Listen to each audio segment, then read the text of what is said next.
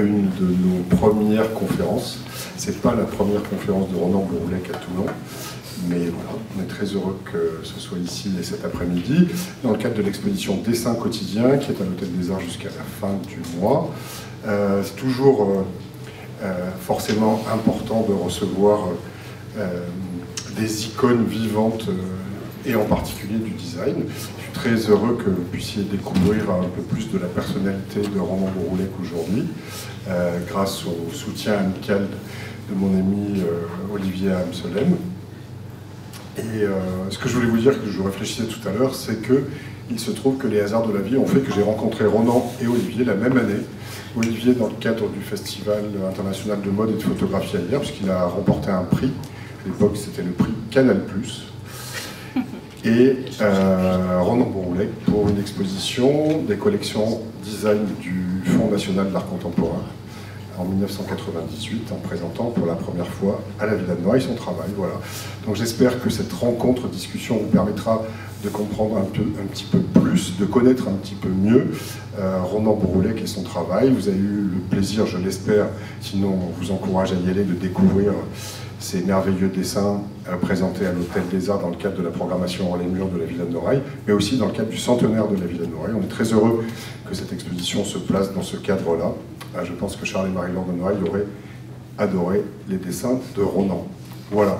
Donc bon après-midi en la compagnie de Ronan qui est à ma gauche et d'Olivier qui est à ma droite. Et je suis très heureux de passer la parole à la directrice de l'école Camondo, Margaret Iraghi. Merci.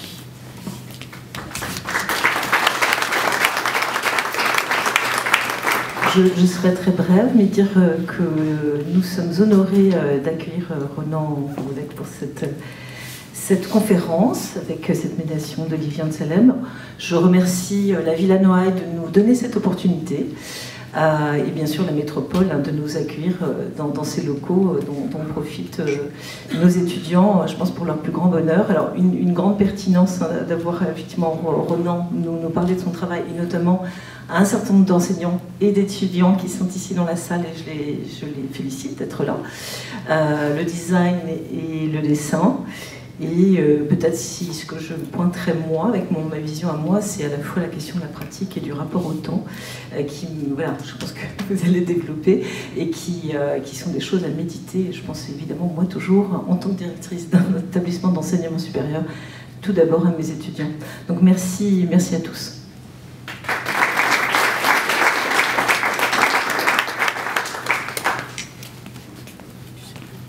Bonjour. Bonjour. Je suis Olivier Amselem. Je suis Ronan Bourroulec, comme vous savez.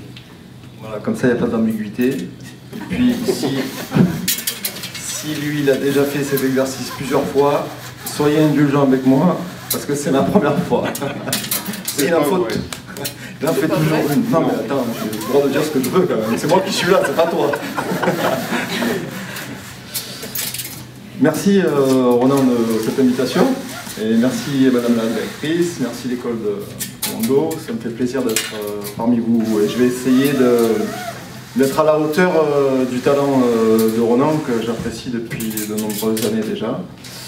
Et Ronan, je vais te laisser te présenter en quelques heures. C'était la seule question que j'avais, donc c'était la bonne, c'était la première, mais voilà, maintenant je te laisse faire. Et puis si tu veux que j'intervienne dans ce discours, je le ferai avec grand plaisir. Voilà. Bon, merci de vous être déplacé un samedi après-midi pour venir m'écouter. Ça me surprend toujours d'avoir autant de public, donc merci.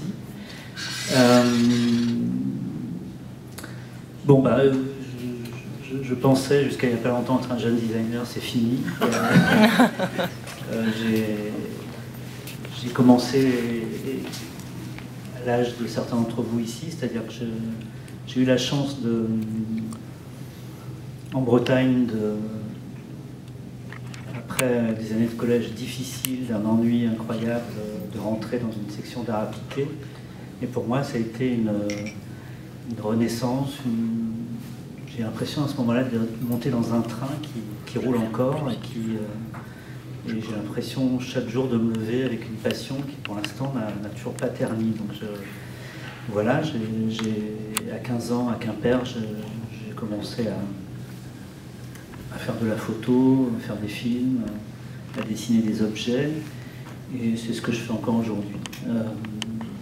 Alors, je te coupe, hein, c'était une blague, je n'ai pas qu'une question, hein. J'en ai plusieurs.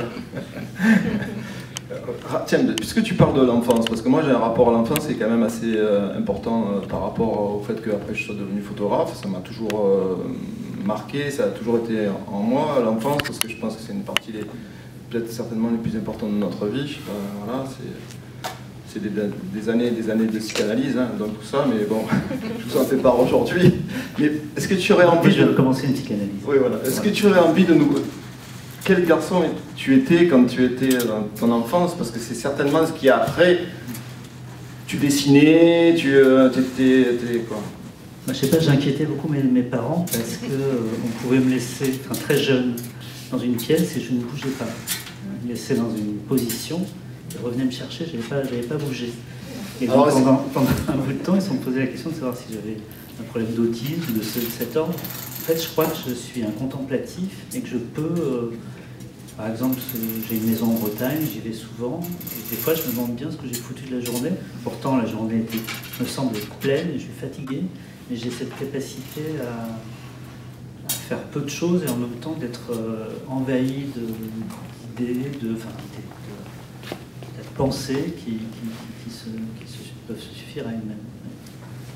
Alors, si parmi vous il y a des gens qui s'assoient et qui restent des heures sans rien faire, ça pose des problèmes à leurs parents, c'est le moment de les appeler et de leur dire, ou de leur envoyer un petit SMS. Je suis peut-être le prochain Ronan Borrelec de l'histoire. Donc, vous voyez, tout n'est pas perdu dans la vie. Hein. Des fois, il faut, voilà, juste une question, une réponse, et ça peut permettre d'être des futurs designers de demain. Plus sérieusement, moi, ce que j'avais envie de te poser comme question là maintenant, c'est que comment tu as construit le personnage que tu es aujourd'hui?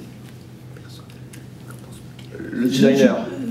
Je pense pas qu'il... Enfin, je pense que c'est le travail qui fait la construction. Oui, c'est une bonne question, ça. Je ne m'attendais pas, c'est pas du tout prévu. Tu n'as pas voulu qu'on révise? On n'a pas fait de révision, il m'a dit non, je veux que ça soit instinctif entre toi et moi. Il y a plusieurs choses. Pour moi, tout doit reposer sur le travail. C'est-à-dire que si le travail est bon, après on peut en parler, après on peut construire des choses, mais il faut que le projet soit bon. Il y a beaucoup de carrières qui se font sur peu de choses, sur peu de travail, et c'est pas quelque chose qui m'intéresse. Je travaille beaucoup, je fais beaucoup de projets, mais j'ai appris très jeune qu'un bon projet mal communiqué sera moins vu qu'un très mauvais projet bien communiqué. Donc la communication des projets, la manière d'en parler, la manière de les photographier, la manière de les présenter, la manière de les rendre accessibles, la manière de les rendre lisibles, m'importe beaucoup. Enfin, je pense que pour moi, un projet est fini. Je peux considérons une chaise, par exemple, le nombre d'années nécessaires pour la mettre au point. Le projet est fini pour moi à partir du moment où la photographie est bonne. C'est-à-dire que jusqu'au dernier moment, jusqu'au dernier instant du projet, au moment où il va nous échapper, puisque c'est la beauté du dessin, du design, pardon, c'est le fait que les objets existent, voyagent, à l'image d'une chanson, une chaise réussie, on la voit sur une terrasse à Tokyo, comme dans un jardin en Bretagne, ou dans un restaurant pourri à New York. C'est quelque chose qui se déplace, pour lequel on n'a pas le contrôle, et c'est la beauté, je trouve, de cette discipline. Mais pour moi, quand l'objet est fini, j'ai besoin de le photographier pour donner une espèce de forme assez précise de ce que je vois. Je pense à ça parce que récemment, pas récemment, il y a de nombreuses années, j'ai fait une conférence dans une école des Beaux-Arts à Grenoble, je crois. C'était un moment où on avait dessiné des canapés pour Lynn Roset, dont j'étais assez content. Il avait fallu des années pour développer ce projet. Et donc j'en ai parlé de manière très enthousiaste devant un public d'étudiants. J'expliquais les différentes phases, les problèmes techniques que j'avais rencontrés. Une grosse partie de la conférence a eu lieu autour de ce sujet. Et ça a duré longtemps, il y a eu beaucoup de questions.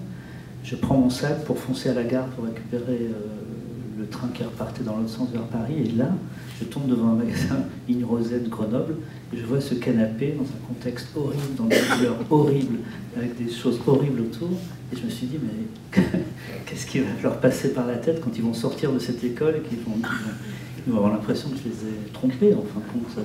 Et la manière dont les choses sont présentées, le contexte, enfin, c'est comme une personne extraordinaire au milieu de débiles, c'est comme un livre perdu dans une bibliothèque inintéressante, c'est un problème. Donc c'est pour ça que moi, la communication des choses, la manière, par exemple, j'utilise beaucoup Instagram, parce qu'Instagram m'a un peu sauvé de la grande dépression dans laquelle j'allais m'engager. Instagram me permet quotidiennement de montrer l'évolution de mon travail, de montrer des croquis, de montrer des erreurs, de montrer des choses réussies. Et ça me permet de contrôler très précisément ce que je considère être le travail, ce que je considère être l'esprit du travail, ce que je considère être ce que je suis. Et donc voilà. Et merci. Finalement, dans ce que tu énumères là, il y a une chose qui m'a frappé déjà, c'est que depuis, ça fait peut-être 10 minutes qu'on a commencé cet échange, tu as utilisé 4 fois photographie, le mot photographie. Et donc ça, forcément, pour un photographe, ça m'interpelle, parce que moi, je suis éloigné de, même si on partage plein de passions communes, design, la peinture, la sculpture, l'architecture et la photographie. Est-ce que tu peux, aujourd'hui, développer une partie concernant justement ce mot que tu viens d'employer 4 fois, parce que on pourrait penser qu'un designer, aujourd'hui, quand il fait un meuble ou un dessinateur, il pense à autre chose que la photographie. Mais toi, tu as rajouté ce mot photographie. Peux-tu nous expliquer pour quelle raison? Bon, il y a plusieurs choses. Bon, moi, j'ai besoin de faire beaucoup. J'existe pour que, entre le premier dessin et le fait que ça existe à la terrasse du balcon d'un ami, il faut des années. C'est souvent un processus assez frustrant parce que il y a un premier croquis, il y a de nombreuses maquettes faites à l'atelier, il y a les premiers prototypes, il y a forcément des problèmes, il y a forcément des questions de poids, de prix, de résistance, quelque chose de trop cher. Mais si c'est un peu moins cher, ça sera fait dans de mauvaises conditions, les ouvriers seront maltraités. Enfin, le design est vraiment un sujet qui est au centre, je trouve, de la société d'aujourd'hui, puisque la question de l'accessibilité, la question de la manière dont c'est produit, le choix du matériau, de la manière dont les artisans travaillent, de la simplification technique, tout ça est un ensemble extrêmement complexe qui font que faire un bon objet qui a un prix acceptable, qui est fabriqué dans de bonnes conditions, c'est compliqué, c'est long et c'est passionnant, mais c'est pas la joie pure que de faire un dessin ou l'intensité immédiate de savoir qu'on a un studio photo pendant une journée, d'un seul coup, il faut que la photo soit extraordinaire. Donc moi j'aime beaucoup multiplier le type de rythme, d'avoir la chance d'avoir des projets à très très long terme. Et en même temps, j'ai besoin, pour éviter de me ramollir ou d'avoir des moments d'une très grande intensité où, effectivement, il faut faire une photo.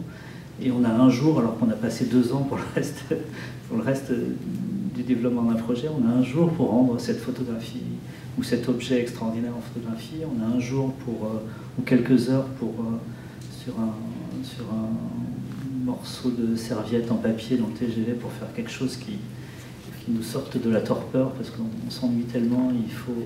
Enfin, moi j'ai besoin du plaisir en fait pour vivre. J'ai besoin du fait de. C'est pas la même chose. J'ai besoin du fait de produire des choses qui me disent, parce que tous les matins quand je me lève, je suis vraiment trop nul et je me demande bien quand est-ce que ça va en fait être découvert. Mais j'ai besoin de me prouver quotidiennement le fait que je suis capable de faire des choses qui peuvent de temps en temps me satisfaire. Et donc ça c'est... Donc je ne sais pas si j'ai répondu à tes questions sur la photographie, mais... Non. Non. Non mais on va y arriver, c'est bien. Je ne sais pas, au même titre que des peintres, que des sculpteurs, que des designers, que des architectes. J'ai regardé la photographie, je la regarde moins aujourd'hui, mais j'ai eu un moment important important pour moi. Voilà. Alors, moi, ce que j'entends aussi dans la photographie, c'est par exemple, quand tu imagines un produit, un produit, peut-être pas le mot. Produit, déjà, j'aime pas. Pardon, excuse-moi. Quand tu imagines un objet, qui est un terme plus approprié, excuse-moi, est-ce que tu commences à te le photographier en toi à plusieurs étapes de l'imagination jusqu'à la conception? Et est-ce qu'à un moment donné, dans ce process, est-ce que l'image, elle évolue? Et à quel moment t'aide la photographie? Ah oui, ça c'est une bonne question. Ouais, c'était la première. Non. Je t'avais dit que je me moquerais de toi. Oui, je sais que je prends avec plaisir. Tu sais, on est chez moi ici, donc... Non, c'est vrai que bon, la réponse ne va pas être à la hauteur de la question, malheureusement. Non, mais le fait de... Tu peux prendre ton temps, moi.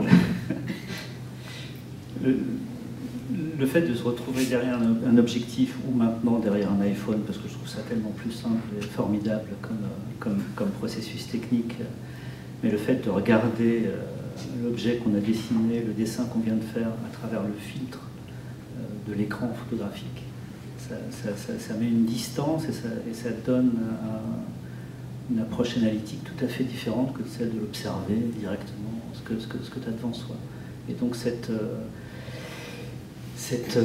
mise à distance, effectivement, me sert beaucoup, et c'est pour ça que je crois que dans mon iPhone, j'ai 120 000 photos, un truc comme ça. Je me sers beaucoup de la... D'ailleurs, la mémoire de l'iPhone. Ouais, je change à chaque fois d'appareil, non pas pour la qualité photographique, mais aussi pour des questions de mémoire. Mais j'adore avoir tout sous la main, parce que je pense toujours à ce truc que j'ai vu, ce détail d'architecture que j'ai rencontré dans un voyage, je sais pas où, au Japon. Je me dis tiens, j'en parle à un assistant, et je sais que... Et maintenant l'outil de recherche est tellement extraordinaire que tu peux très rapidement tomber sur... Bon, c'est aussi... Pour Instagram, c'est un peu différent, parce que les seules images que je mets sur Instagram sont des images de photographie de mon travail. Mais c'est vrai que je photographie, je sais pas pourquoi je le fais d'ailleurs. Enfin, je le fais. Oui, pourquoi d'ailleurs? C'est une bonne question. Voilà. Je t'ai auto-posé, là je suis pour rien. Non, en tout cas, on va éditer avec l'éditeur anglais-américain Phaidon un livre qui est un ouvrage de 3000 images qui sont plus ou moins la reproduction du compte Instagram, c'est-à-dire 10 ans d'évolution d'un travail. Sauf que ça n'a rien à voir avec ce qu'on peut voir sur Instagram. Ce sont les mêmes images, mais le fait qu'elles soient imprimées dans un livre et qu'on puisse feuilleter ce truc, rentrer dans l'année 2018 ou rentrer dans la 2015 ou dans la 2023, c'est que moi-même qui ai travaillé pendant 1 an sur ce livre, qui ai fait ces photographies, qui les ai publiées, même pour moi c'est une surprise, c'est-à-dire qu'il y a une forme de découverte ou de... Ça peut être aussi de l'indigestion quand on y passe trop de temps, mais il y a une... Enfin, ça permet, je crois, de comprendre l'évolution des choses, l'évolution d'une pratique, les périodes chiantes, les périodes plus intéressantes, l'évolution des dessins, etc. Justement, dans indigestion, et là je m'adresse peut-être aux élèves qui sont ici, est-ce qu'on ne dit pas justement que dans l'indigestion, il y a une forme de création? Est-ce qu'on n'est pas obligé... Alors moi je suis complètement novice par rapport à ça, hein, parce que je ne suis pas du tout dans la même création. La photographie c'est quelque chose de beaucoup plus instantané, et puis après on fait une image, on la garde et on vit avec, mais dans la création c'est autre chose, parce qu'il y a justement, est-ce qu'il n'y a pas quelque chose qui est lié à l'indigestion? Qu'est-ce qu'il y a dans le process de la création d'un objet par exemple? Dans le process de la création d'un objet, enfin bon, la première chose, c'est que moi, je déteste l'idée de méthode. Je ne suis pas du tout quelqu'un de méthodique. Je peux avoir un travail qui semble clair ou assez simple, mais le processus qui me permet d'arriver à cette simplicité est un capharnaüm, un bordel inouï. D'ailleurs, la photo de couverture de cet ouvrage qui va sortir, c'est... Je photographie des fois l'état de mon bureau pour me secouer en me disant mais c'est pas possible d'avoir un tel bordel, quoi. Et donc la photo de couverture c'est l'état de ma table avec un peu de profondeur où tu vois 5 ou 6 maquettes de chaises, je sais pas, des dizaines de livres empilés. Moi, j'ai besoin de... Il y a une image que même si Gaston Lagaffe est brun, mais il y a un côté comme ça, une espèce d'accumulation de choses qui m'est nécessaire. Donc, tous les 15 jours, mon bureau est rangé, en général avec l'aide extraordinaire de mes assistants, parce que moi-même, ça me déprime et ça repart. C'est que moi, j'ai besoin de vérifier les choses sous plein d'aspects.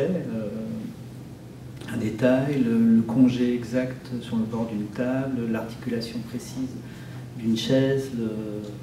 J'ai besoin de tout vérifier, de goûter à tout. Je ne sais pas si on prend l'image de la cuisine, j'ai besoin d'extraire chaque élément, de tourner autour.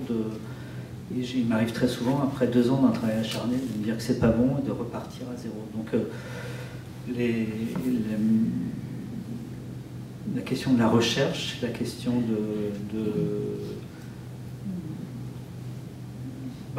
oui, il faut des années pour arriver à faire des bonnes choses. Il y a des choses qui sortent en très peu de temps. Il faut... ouais, pour moi c'est bon. Je t'ai laissé un peu... Parce que moi j'ai une image aussi de... Tu dois m'aider quand je fais-moi un clin d'œil alors. Parce que j'ai une image du bureau de Jean-Pierre Blanc et c'était quelque chose aussi. Mais pour autant, Jean-Pierre n'a jamais fait de chaise. Mais il a créé tellement... D'ailleurs, c'était mignon tout à l'heure quand on déjeunait, parce que bon, effectivement, si on est là réunis aujourd'hui, c'est grâce aussi à Jean-Pierre, il vous l'a exprimé tout à l'heure en commençant.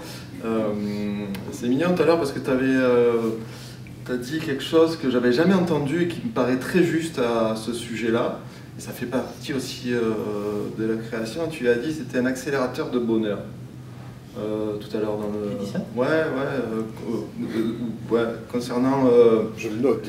Concernant le rapport intuitif et instinctif est-ce que du coup aussi quand on est designer, on peut avoir l'idée en quelques secondes et ne pas attendre un process de 2 ans avant qu'elle sorte et se dire ça c'est quelque chose qu'il faut absolument... Oui, c'est ce que je voulais dire, c'est qu'il n'y a pas de règle en fait. Ouais.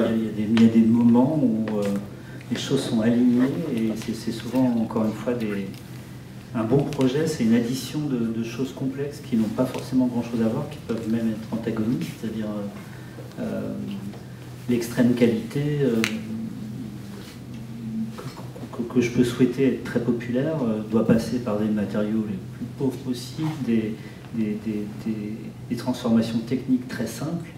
Dans d'autres cas, je fais des projets très complexes avec des artisans extraordinaires au Japon qui mettent des mois à faire une pièce, mais dans d'autres cas, j'aime le fait que les choses soient accessibles, que j'aime les choses très simples qui peuvent être réalisées en quelques secondes par une machine extraordinaire qui, elle, peut produire une chaise effectivement en 2-3 minutes, et emballée et livrée. Il y a dans le processus créatif, il y a des choses effectivement... Bon, mon travail a aussi évolué, c'est qu'en fait, à force, c'est le problème d'un vieux designer, parce qu'il y a un risque de répétition, il y a un risque d'être trop spécialiste, et moi je déteste les spécialistes, il n'y a pas de pire pour moi. C'est un tue-l'amour, parce qu'ils ont l'impression de tout connaître, et moi, j'ai des périodes où j'ai l'impression de tout savoir, et je me déteste très vite, et donc je retrouve une manière de là aussi pour parler de toi, mais on est aussi là pour parler d'eux et de leur futur, et de répondre aussi à vos questions.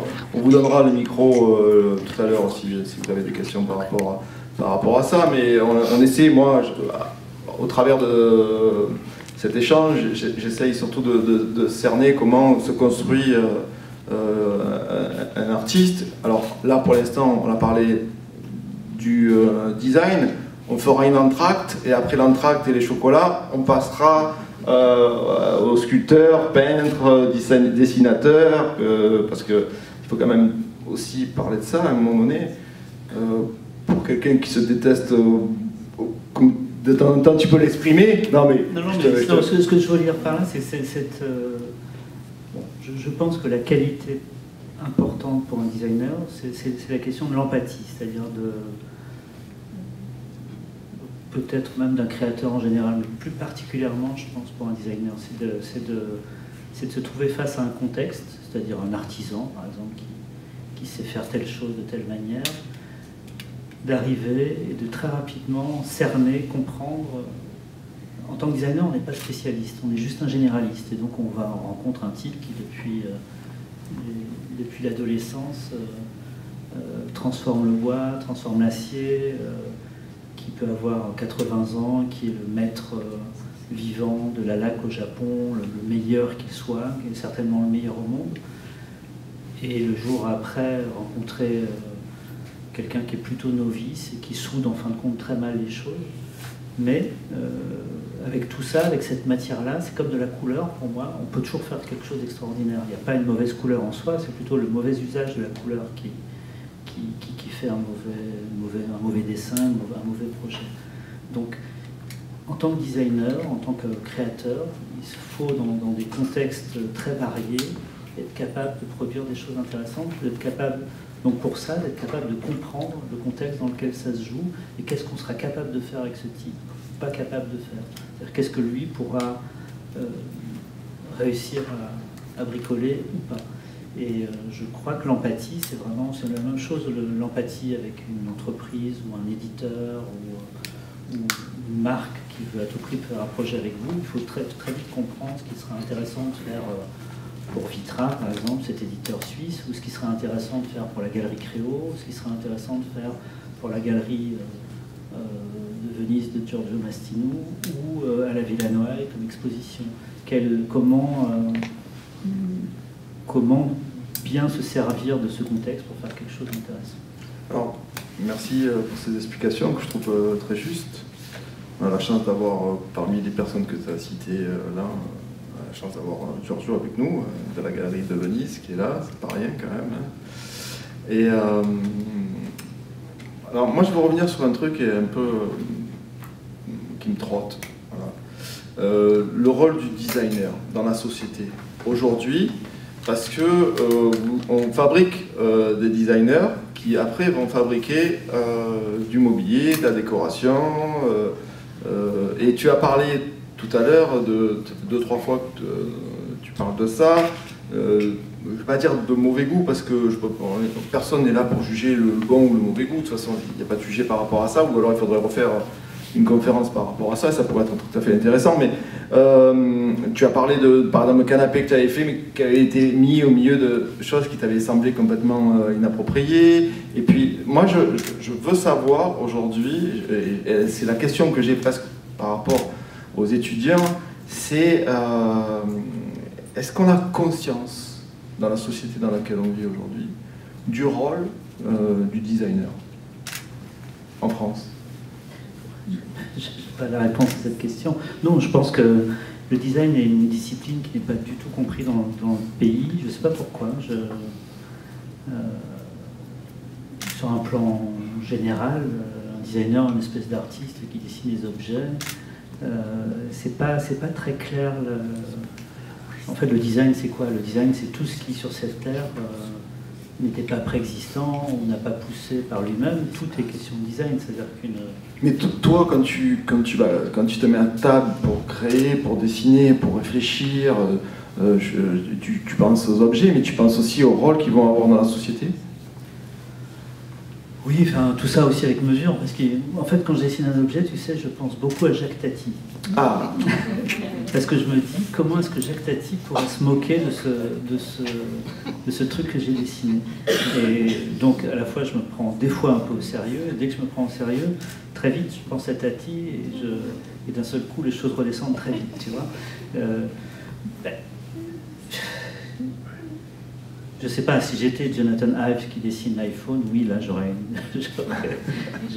conscience peut-être à un moment du rôle et de l'importance et du fait qu'une invention, qu'un travail extraordinaire a changé le monde, et c'est le cas de cet iPhone qui a changé, en tout cas, dans notre partie partie du monde, les usages, la manière de communiquer, la manière de travailler, la manière de photographier.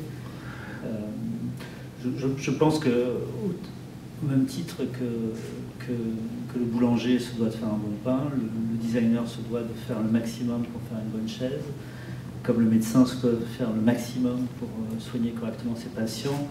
Je pense qu'on fait partie d'un cahier de brouillon. L'importance qu'on aura les uns les autres sera révélée dans quelques dizaines d'années. On dira, ben oui, lui, en effet, cette technique qu'il a mise au point pour souder 2 morceaux de tube, lui, en effet, avec cette nouvelle pâtisserie qu'il a inventée, qui est devenue, je sais pas, la tropézienne, par exemple, aura montré son influence et son importance dans un secteur de la pâtisserie et d'autres de l'architecture. Alors justement, puisque tu parles d'architecture, je te posais cette question parce que de temps en temps, il m'arrive de parler avec Rudy Ricciotti. Je ne vais pas le refaire hein, parce que c'est un peu compliqué. Et Rudy peut penser que de temps en temps, l'ennemi de l'architecture, c'est l'architecte. Est-ce qu'on peut dire ça du designer? Ah oui. Non, mais moi je supporte plus ce mot. Hein. Dès qu'on parle d'une chaise design, en général, c'est la pire. Dès qu'on parle d'une salon design, c'est la pire aussi. Le terme design en France est devenu un adjectif. Ouais, comme c'est store. Oui, c'est ça. Je sais pas. Qu'est-ce qu'il faut? Alors, il faut appeler ça comment? Je sais pas. Une chaise. Oui, une chaise, c'est une chaise. Ouais. Et il y en a des bonnes et des moins bonnes. En général, c'est pas forcément parce qu'il y a un designer derrière qu'elle est réussie. Souvent, le design est utilisé comme une espèce de, je sais pas, une chaise design dans l'esprit collectif, c'est une chaise en plastique de chez Cartel, dessinée... D'ailleurs, on emploie aussi le mot designer aujourd'hui pour les couturiers. On dit que, par exemple, Jacques Mus est designer. Donc, c'est vrai que ce terme, il pourrait peut-être soit le définir, soit l'effacer. C'est une question de style. Tu ne te considères pas comme un designer, du coup Comment tu te considères, en fait? C'est une bonne question. En fait, je m'en fous. C'est que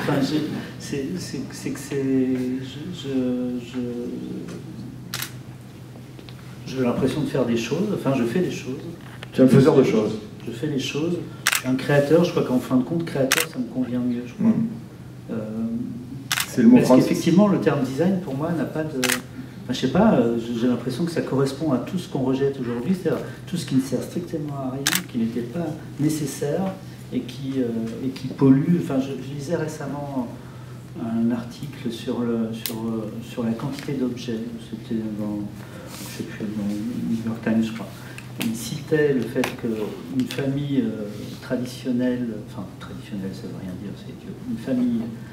Tu veux dire un homme, une femme, 2 enfants? Oui, mais là je parle de la fin du 19e, voilà. Donc entre nous. Une famille avec 2 adultes et 2 enfants à la fin du 19e possédait environ 150 objets. Si on inclut les draps, les vêtements, les lacets, les tasses, les fourchettes, l'ensemble des objets, l'ensemble des choses qui possèdent une famille. La même aujourd'hui, c'est environ 4000 objets, si on exclut les couverts, les draps, les vêtements, les chaussures, etc. Et Ikea. Voilà, donc, et donc on est bien d'accord qu'une partie de... Enfin, le designer ou le design a souvent servi à vendre des choses, ou à rendre intéressantes des choses, ou à faire croire que les choses sont intéressantes, des choses dont on n'a strictement pas besoin. Et donc, à ce titre, cette discipline, donc je crois qu'il faut inventer un nouveau mot pour que les... Enfin, je pense aussi, c'est intéressant, moi j'enseigne dans une école suisse qui s'appelle l'ECAL, qui est probablement une des grandes écoles liées au design. Il y avait énormément d'étudiants qui voulaient être formés dans cette discipline. Il y en a de moins en moins, je crois que parce que cette discipline se doit d'être pensée différemment pour des...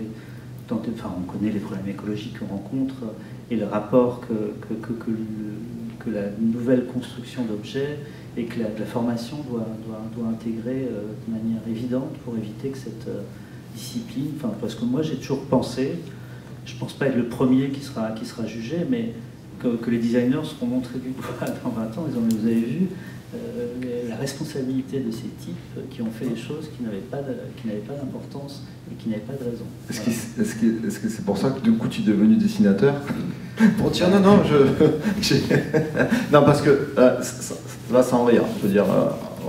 Je rigole pas vraiment. Non, je sais. Non, mais je pense que je pense avoir une. Enfin, effectivement, qu'on a tous une responsabilité, mais ça on le sait bien dans la.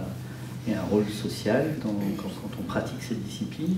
Le fait d'en faire trop ou d'en faire moins, je pense que ça compte. Le fait d'essayer de considérer la robustesse des objets. Moi, quand j'imagine un objet, je pense toujours à la gueule qu'elle aura au plus dans 50 ans, si par hasard l'objet est d'une qualité suffisante pour qu'elle s'y retrouve. C'est-à-dire que moi, mon objectif, c'est que cette chaise soit effectivement en acier, robuste, soit repeinte au marché Paul Bert ou dans un vide-grenier à Toulon, qu'avec 3 coups de peinture et 3 générations de famille, qu'elle tienne encore debout, qu'elle ait encore sa grâce et cette élégance. Et c'est comme ça que je vois les objets. Je pense que, par exemple, la question de la couleur est une question fondamentale, je crois, que les designers n'abordent pas forcément, que la formation n'amène pas forcément. Quand on se balade en France, dans ce pays qui est quand même merveilleux, qui est quand même une grande beauté, quand on voit ces rues médiévales ou des quartiers magnifiques, avec des chaises jaune fluo, ou cette espèce de fuchsia qui a fait, ou ces jardins, une valeur et une robustesse et une solidité qui leur permettent de tenir. D'ailleurs, il faut quand même que je vous raconte une petite anecdote. Quand on est arrivé, on s'est assis sur ces fauteuils, alors moi j'étais content de m'asseoir sur des fauteuils de Ronan, il restait 4 heures, oui parce que ça a duré 4 heures.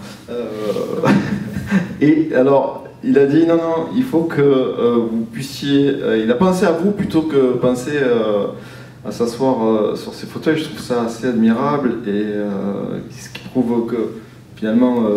Si je suis très objectif, cette chaise est une chaise formidable. Elle a été dessinée par David Rowlands dans les années 60, je crois.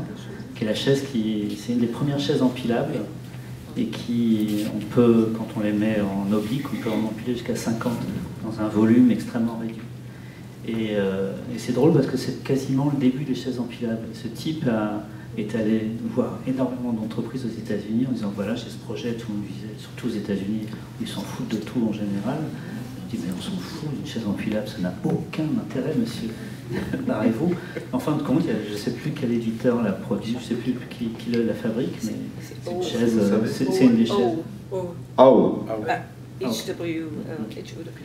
voilà, donc de toute façon, cette chaise que j'ai dessinée il y a quelques temps n'a pas la qualité de la chaise dans laquelle on est. Non, il fait preuve aussi de beaucoup d'humilité, ce qui est tout à ton honneur. Pour un artiste de ton renom, c'est. J'ai viens de faire un jeu de mots sans le. Je suis vraiment rendre compte, mais c'est pas mal. Vous le notez, Marie-Claude? Vous êtes en train de le noter? Oui, je prends des notes. Oui, sur mon jeu de mots. Bah, évidemment. Voilà. On avait dit qu'on déconnerait un peu quand même.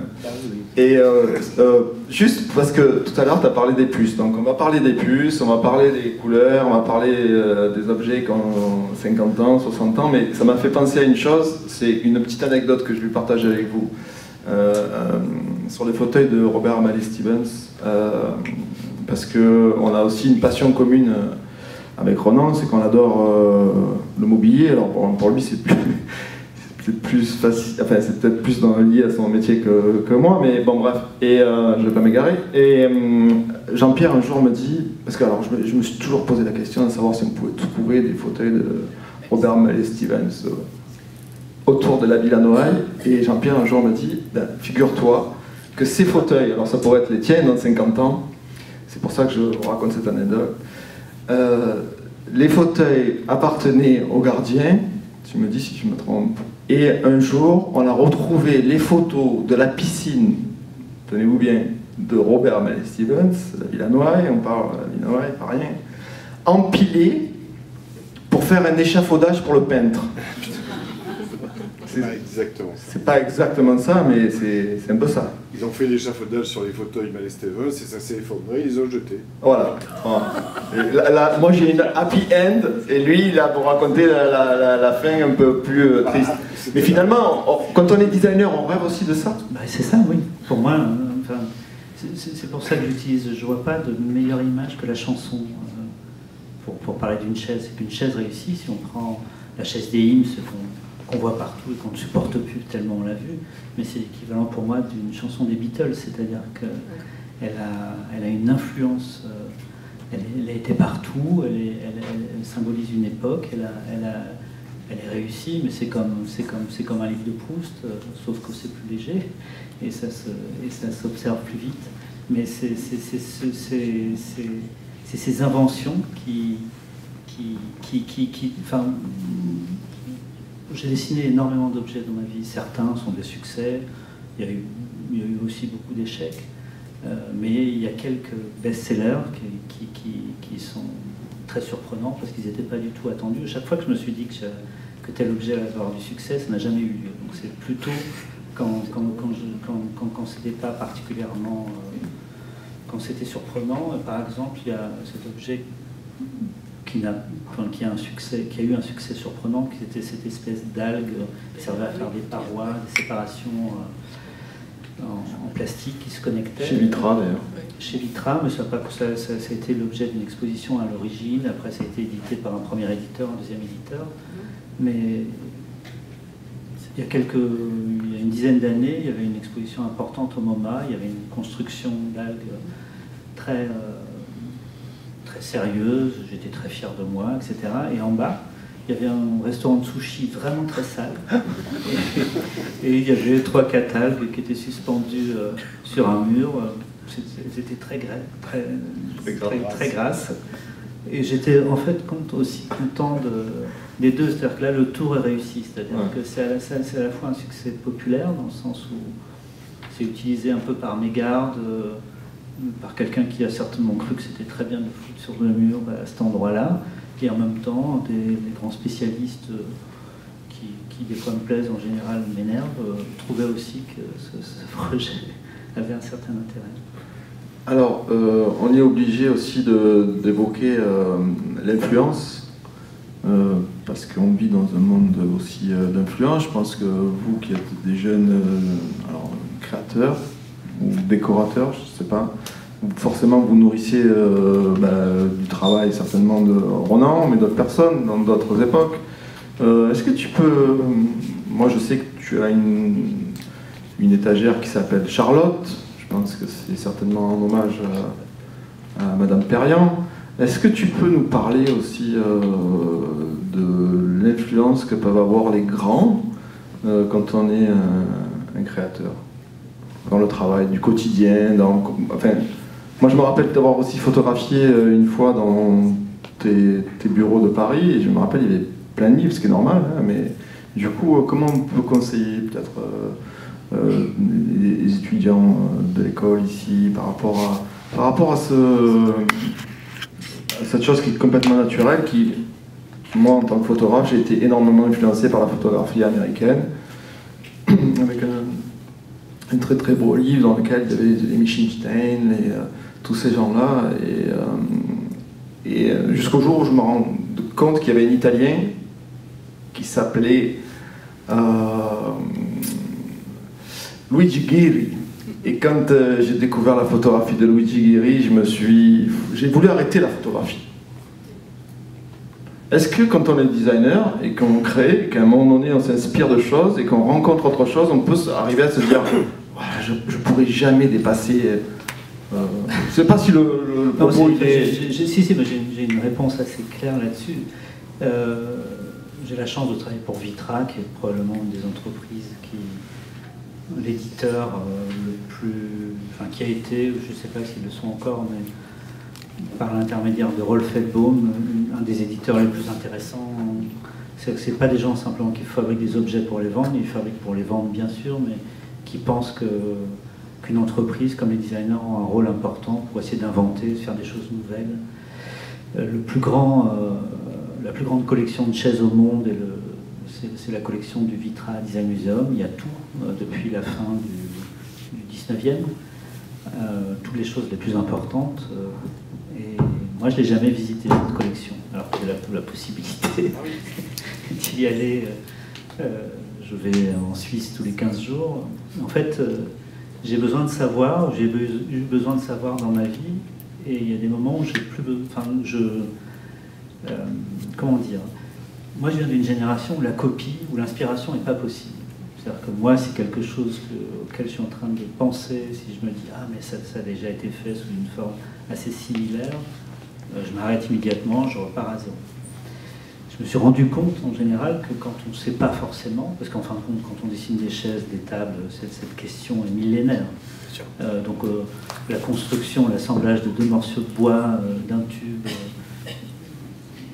il y a plein de variations possibles, mais il arrive dans certains cas qu'on est très tangent, qu'on est très proche de quelque chose réalisé il y a 100 ans, il y a 20 ans, ou l'année dernière, qu'on a vu sur Instagram. En fin de compte, on ne s'en rappelle plus, mais ça participe quand même de notre mémoire constructive. Je me rends compte que quand on ne sait pas trop, ça permet quand même toujours à la fin d'arriver à quelque chose qui n'a rien à voir. Même si on passe par un chemin qui a été un chemin déjà emprunté, en général, on s'en sort sur des choses qui sont quand même différentes. Et donc, moi, je suis content. J'ai différentes phases. Hein. Je viens aussi j'ai été passionné par cette discipline très tôt, à 15 ans, à un moment où Internet n'existait pas. Le seul livre qui existait... Moi, les objets m'intéressaient. Je me rappelle, quand à 10 ans, j'ai eu à choisir pour mon cadeau d'anniversaire ma montre, il m'a fallu... longtemps, je suis allé longtemps au centre Leclerc, il y avait ces espèces de tourniquets à montre, je me suis dit mais laquelle pour moi, laquelle me correspond, et j'ai adoré ça. Bon, après je me suis dit, je vais choisir mes chaussures, ça durait un certain temps, je ne pouvais pas te tromper, il n'y avait pas autant de... Enfin, c'était un truc très sérieux pour moi, mon sac d'école pour rentrer en CP, je me rappelle de rentrer dans ce magasin, de tous les voir et de la tension particulière. J'étais tellement content de mon sac que je l'ai dit récemment dans une interview à la radio que je l'ai ressorti en seconde quand j'étais au lycée, tellement je pense que je l'avais bien choisi. Je ne veux pas dire par là que j'ai un œil extraordinaire, c'est pas ça, mais l'attention aux objets a toujours été quelque chose d'important, donc ce qui fait que j'ai su à un moment que je voudrais moi-même en dessiner, moi-même les concevoir. Le seul livre sur ce sujet à la bibliothèque de Quimper, Quimper étant une ville plutôt intéressante et cultivée, je crois. C'était un que sais-je, sans photo, qui était un que sais-je horrible, un livre vraiment d'universitaire gris, sur la question de l'objet. Bon. Et là, je rentre dans cette formation au lycée, et il y avait quelques revues d'architecture. On avait une revue qui s'appelait Archicré, qui était une revue vraiment intéressante à l'époque. Architecture d'aujourd'hui, une revue de graphisme, et là je vois des images, des photographies de projets au Japon, de Kuramata, ou les Italiens, et je me dis, mais c'est ça, faire des objets, c'est ça, ce monde.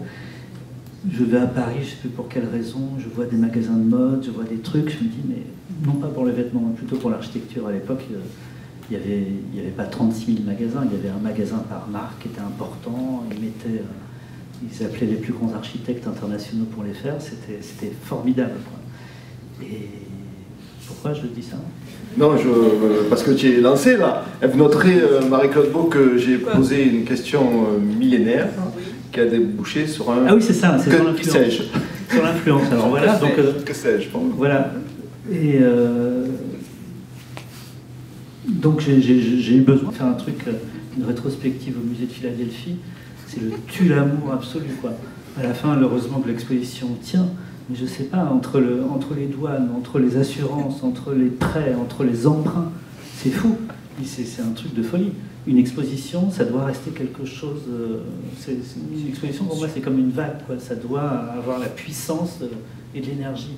S'il y a un filtre tous les jours qui nous emmerde, moi, je ne supporte pas ça. Et donc, voilà, bon, je m'égare encore. Non, pas du tout. On peut se perdre partout, là, regarde. On peut se mettre derrière les panneaux, tout ça, il n'y a pas de... se perdre ici. Ce que je voulais dire par là, c'est que enfin bon, donc je suis beaucoup allé à Beaubourg. À l'époque, le musée était intéressant parce qu'il y avait aussi beaucoup de... Il y avait beaucoup de conférences, il y avait des gens bizarres, donc j'ai eu besoin de me former, j'ai besoin de savoir, comme tu dis, j'ai eu besoin d'acheter des milliers de livres, mais maintenant je ne les regarde plus trop. J'ai aussi besoin, je pense que la question de l'âge. Non, je pense que la question de l'influence, la question de la culture est une question complexe en tant que créateur. Il faut aussi savoir réussir à se concentrer sur son propre travail. Parce qu'on est, et donc moi, ça va vous paraître étrange, mais ça fait une dizaine d'années que j'ai vu très peu d'expositions ces 10 dernières années. Je vois assez peu de choses. Je ne sais pas pourquoi, mais j'en ai pas le besoin. J'ai un besoin d'être très concentré sur mon propre travail pour essayer de ne pas me disperser. Parce que très vite, je trouve le travail. Enfin, voilà. Ouais, alors justement. Donc je ne sais pas ce qu'il faut conseiller aux étudiants aujourd'hui. C'est vrai que moi j'ai enseigné depuis 20 ans, je ne le fais plus parce que. Mais j'ai vu Internet arriver, la problématique générale d'un sujet posé et du fait de voir mes étudiants partir sur Google, de voir Pinterest ou des flots d'images arriver, c'est compliqué c'est compliqué de... Moi je savais rien, j'avais dit rien, donc quand on me demandait de faire une chaise en tube, j'avais l'impression d'inventer quelque chose d'extraordinaire. J'avais pas 200 chaises en tube qui ont pris un siècle à être peaufinées, qui me tombaient sur la gueule dans les 5 minutes qui suivaient. Donc c'est une discipline difficile, c'est difficile d'inventer, et donc c'est difficile de donner un point de vue exact sur la manière dont il faut se comporter avec la connaissance aujourd'hui. Comment alors du coup, puisqu'on a un prototype, enfin, c'est pas un prototype, mais c'est une création de ton travail que moi personnellement j'adore, je te l'ai déjà dit, déjà parce qu'à photographier c'est juste incroyable, et à chaque fois que je photographie dans le paysage, parce que je suis pas un photographe de studio, mais quand c'est mis en scène, c'est pour ça que je voulais tout à l'heure parler de la photographie, c'est que ça donne de suite une idée de comment ça prend l'espace, enfin bon bref. Et là, tu as parlé de la couleur tout à l'heure. Là, la polychromie est aussi incroyable. C'est d'ailleurs aussi quelque chose qu'on retrouve souvent dans ton travail. Après, on parlera des dessins, mais c'est pas normal quand on voit le lien qui est entre les deux. Parce qu'aussi dans ton travail de dessinateur, c'est très puissant, c'est très présent. Si tu peux nous parler comme ça un petit peu de la création de l'idée de ce fauteuil avec cette chaise, comment tu l'as imaginé, comment ça t'est venu, si c'est un projet qui est... Combien de temps il a, si... Tu vois, pour avoir au moins cette expérience-là, moi je sais pas comment ça se passe. Ouais. Alors c'est dans ce projet la réponse à un autre projet qui était... comme je vous l'ai dit, il y a je pense avoir dessiné plusieurs centaines d'objets, si on met les choses bout à bout, si on considère que dans certaines collections, il y en a 10, 20 ou 30. Et il y a quelques best-sellers dans mon travail, celui que j'ai fait avec Erwan, dont un est une collaboration avec cet éditeur danois qui s'appelle Hey, une collection qui s'appelle Palissade. Donc c'est une série de mobilier pour l'extérieur, faite en tube et en tube plat. En latte de métal plat. Pardon ? En latte de métal. En latte de métal, mais c'est quand même des tubes. Mais c'est des lattes.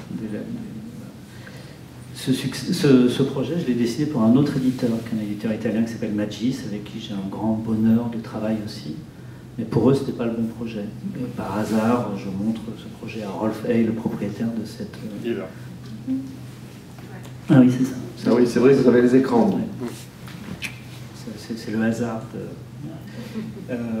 Aujourd'hui... c'est mon travail. Aujourd'hui, après, donc, Hay a décidé d'éditer, ça a mis 2 ans de mise au point, ça s'est sophistiqué, et ce principe technique, c'est-à-dire tube plus plat, ça a permis de dessiner à la fois des chaises, des tabourets, des tables, des bancs, des fauteuils, sur un plan technique et sur un plan graphique. Les choses s'enchaînent assez facilement. Et cette collection, aujourd'hui, est une collection qui a un succès phénoménal. Ils n'arrivent pas à fabriquer... la fabrication ne va pas assez vite que les commandes. Je pense qu'on parle de plusieurs centaines de milliers de pièces par an, ce qui est énorme. C'est une distribution qui est bien organisée, c'est dans le monde entier. Voilà. Sauf que comme dans tout succès, très vite les copies apparaissent, les copies sont de plus en plus précises, et même des collègues assez proches de moi font des choses assez similaires. Il y a des choses, il y a un moment, il y a un succès, un tel succès que les choses paraissent presque être dans l'espace public, quoi. Le succès précédent très important, c'était un canapé pour Vitra, qui était un canapé avec des parois très hautes. C'est-à-dire qu'au lieu d'avoir une paroi liée aux accoudoirs et aux dossiers, les parois faisaient 1,35 m et d'un seul coup, ça servait de salle de réunion dans les bureaux. Ça, dans les bonnes années, ils se fabriquaient plusieurs centaines de canapés par semaine. C'était une folie totale. Parce que ça servait, c'était plus intelligent que de construire une salle de réunion dans un bureau, dans un open space. Et donc, et comme Vitra est très organisé, ça se livrait en Nouvelle-Zélande, aux États-Unis, à Tokyo, à Quimper, à Toulon.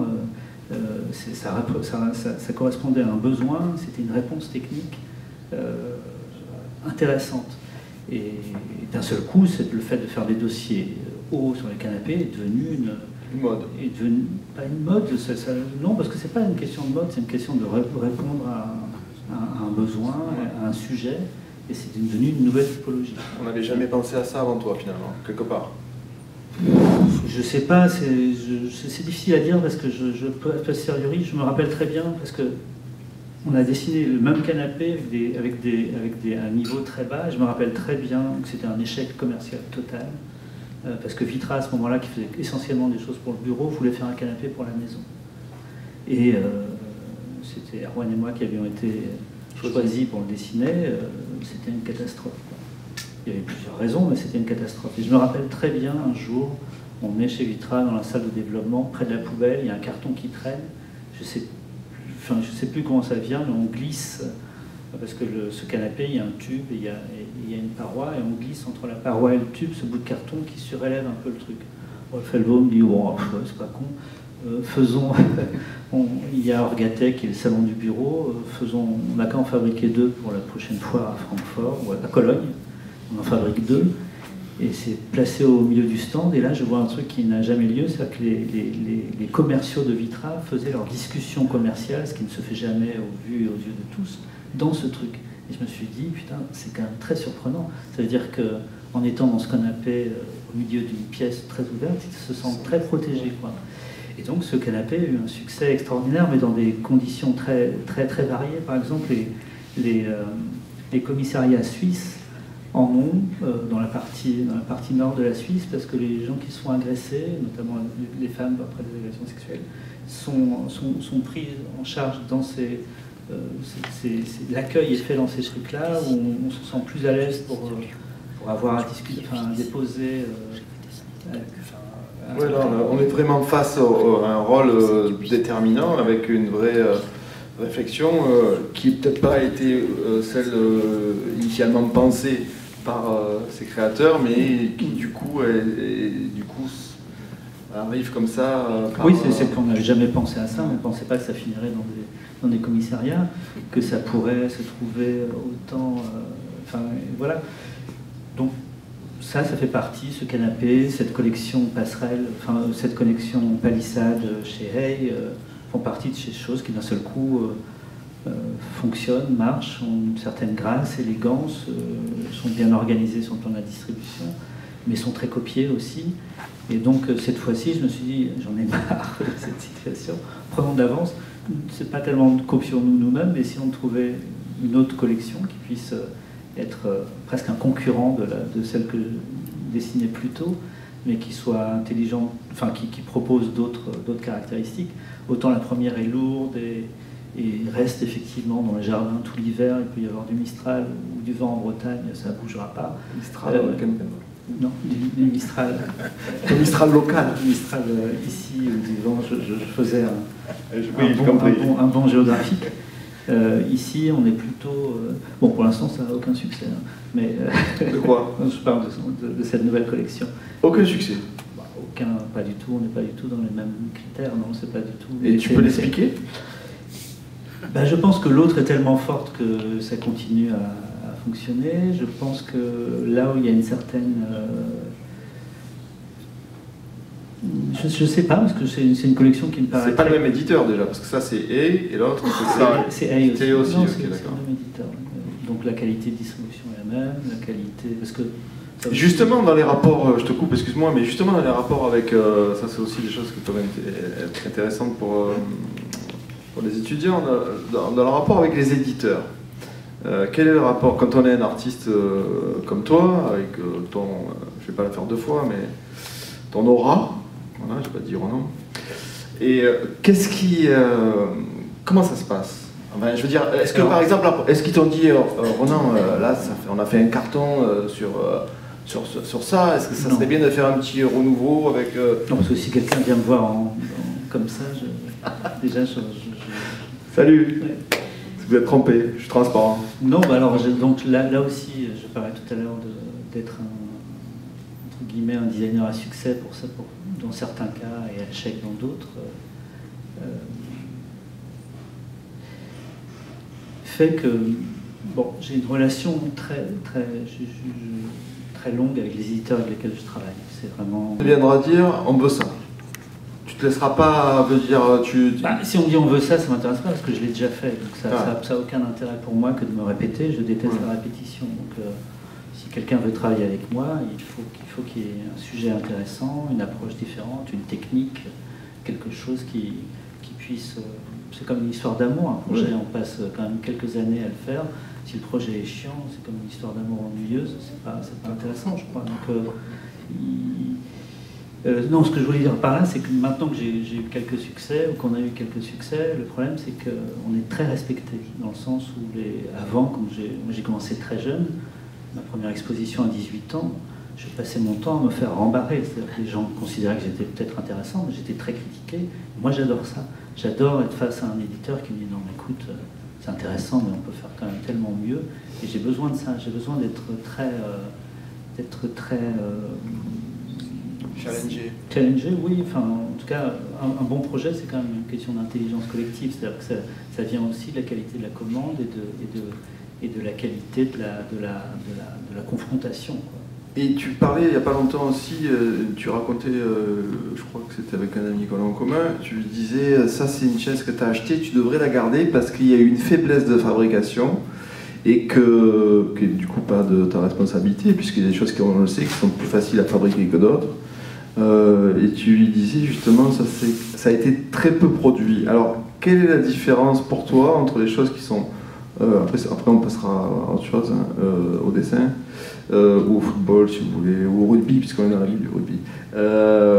Quelle est la différence, ou s'il y a une différence pour toi, mais comment on peut interpréter ça, je veux dire, quand on est designer, entre une production qui est très produite dans le monde entier et une autre, peut-être sur une préférence d'un objet qu'on n'a pas vu aboutir, mais qui reste présent en nous. Est-ce qu'on revient aussi d'ailleurs sur le processus en se disant, tiens, s'il y a cette faiblesse de fabrication, peut-être j'aurais dû le percevoir différemment, ou notre matériel, je sais pas. Bah oui, moi, maintenant ça va mieux, mais avant je ne supportais pas d'être entouré d'objets que j'avais dessinés. Je ne voyais que les problèmes et que les détails que j'aurais probablement fait différemment quelques mois après. Donc, je sais pas, c'est toujours difficile d'être face à un travail qu'on a fait. Tout à l'heure, je suis revenu voir l'exposition de dessin. J'avais quitté le jour du vernissage. C'était pas évident pour moi de remettre les pieds là-dedans. Pour quelle raison ?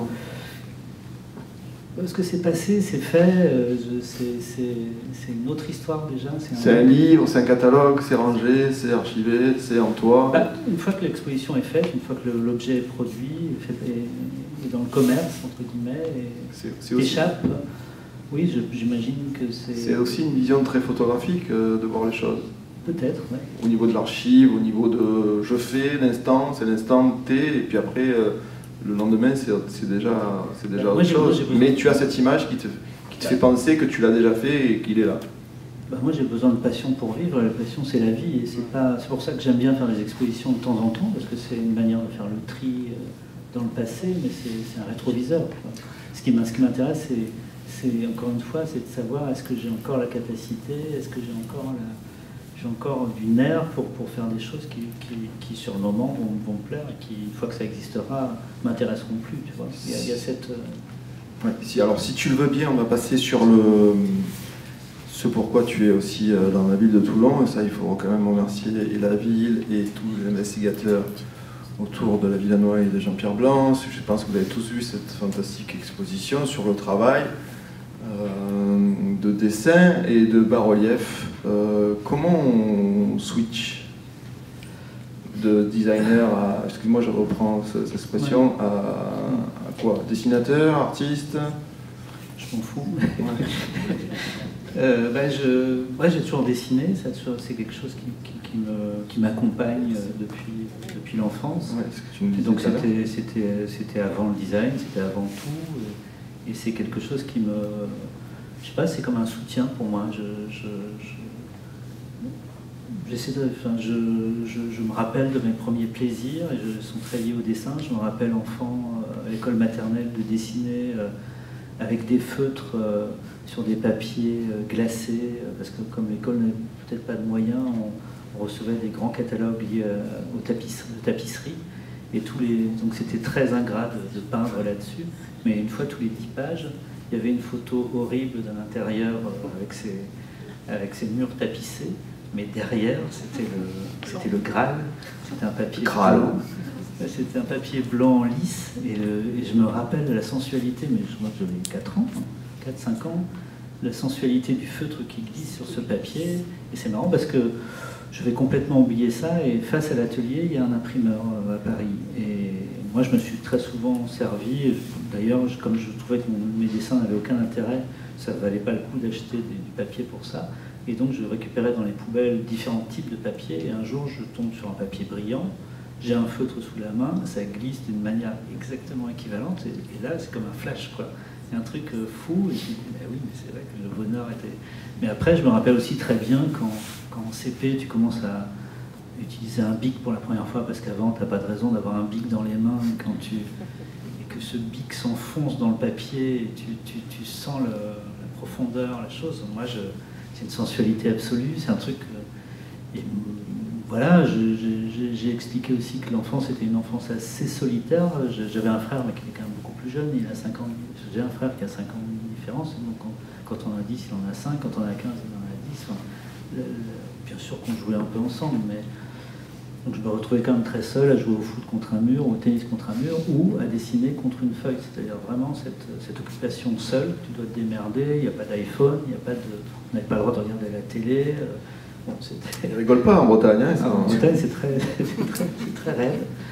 Et voilà, mais en même temps, ça m'a... Et donc le dessin a toujours été là. Et donc, dans mes journées catastrophiques où j'ai l'impression d'avoir perdu tellement de temps, parce que le matin, j'ai eu l'impression d'avoir une très bonne idée pour une chaise, et Hiro, mon assistant japonais, qui est extraordinaire, passe quelques heures à bricoler quelque chose qui ressemble à cette chaise, et que le truc remonte de l'atelier, et je regarde, je me dis putain, déjà moi je me suis trompé, donc c'est pas très satisfaisant.